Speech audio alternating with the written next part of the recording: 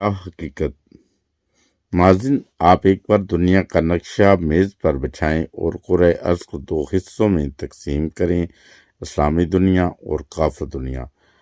آپ اس کے بعد دونوں دنیاؤں کا جائزہ لیں۔ آپ کو کافر دنیا میں امن بھی ملے گا، خوشحالی بھی، اطمینان بھی، سکون بھی، علم بھی، ٹیکنالوجی بھی اور احترام انسانیت بھی۔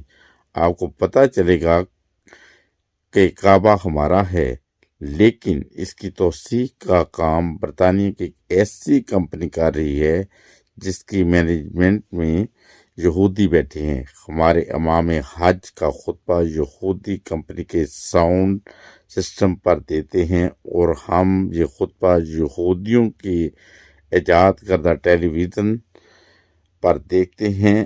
آپ کو پتہ چلے گا کہ اسلامی دنیا کے 72% امراء نے یورپ، امریکہ اور مشرق بعید میں جائیدادیں خرید رکھی ہیں۔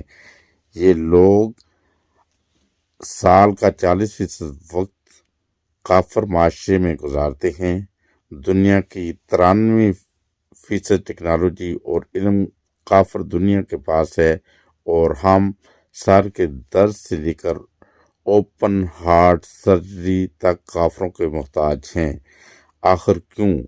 اور ہم اور ان میں اور ہمارے معاشرے میں کیا فرق ہے؟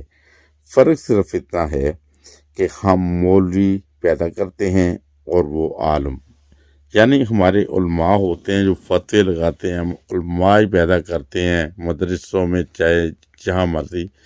وہ دین کے ساتھ ساتھ دنیا کی تعلیم بھی انتہائی ضروری ہے۔ اگر ضروری تھی تو یقین جانیے کہ آپ دیکھیں کہ حضور صلی اللہ علیہ وآلہ وسلم کے زمانے میں حضور صلی اللہ علیہ وسلم کے پاس جب کوئی جنگی قیدی آتے تھے تو وہ انہیں کہتے تھے کہ آپ اگر علم حاصل کروا سکتے ہیں تو ہمارے جو کوئی معاوضہ وغیرہ نہیں دے سکتے یہاں سے بری ہونے کے لیے، جیسے ہوتا تھا اس زمانے میں کہ وہ پیسے لیتے تھے یا کچھ نہ کچھ دے کے تو وہ جان چھڑانی پڑتی تھی، ہدیہ یا جو بھی صورتحال ہے، تو وہ جنگی قیدی اگر کچھ بھی نہیں دے سکتے تھے، ان کے پاس کچھ بھی نہیں ہوتا تھا، تو وہ حضور صلی اللہ علیہ وسلم فرماتے تھے کہ آپ کچھ جو ہمارے مسلمان ہیں انہیں علم سکھا دیں، انہیں پڑھنا لکھنا سکھا دیں، ہم آپ کو آزاد کر دیں گے۔ تو یقیناً ایسے ہی ہوتا تھا۔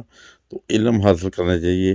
جو بدقسمتی سے آج اسلام علم کے میدان میں بہت پیچھے چلا گیا ہے۔ اگر کوئی علم حاصل کر کے عالمی سائنسدان بن جاتا ہے، فزکس کا سائنسدان بن جاتا ہے، تو اس کے اوپر فتویٰ لگا دیتے ہیں یہ فلاں فرقے سے فلاں شخص ہے، یہ کافر ہے، اس سے ہم نے علم حاصل نہیں کرنا۔ یہ صورتحال ہے۔ اللہ تعالیٰ سب پر رحم کرے۔ یاد رکھیں کہ نبی کریم صلی اللہ علیہ وآلہ وسلم کا تو یہی فرمان تھا کہ علم حاصل کرے، خواہ آپ کو چین جانا پڑے۔ چین جیسا کہ آپ جانتے ہیں کمیونسٹ ہے، وہ خدا کو بھی نہیں مانتے۔ بہرحال اللہ تعالیٰ سب کو ہوش کے ناخن دے، اور جڑے رہیں آپ اپنے چینل یعنی ہنستا ورستا پاکستان ٹی وی انٹرنیشنل کے ساتھ۔ ملیں گے کسی اگلے پروگرام میں۔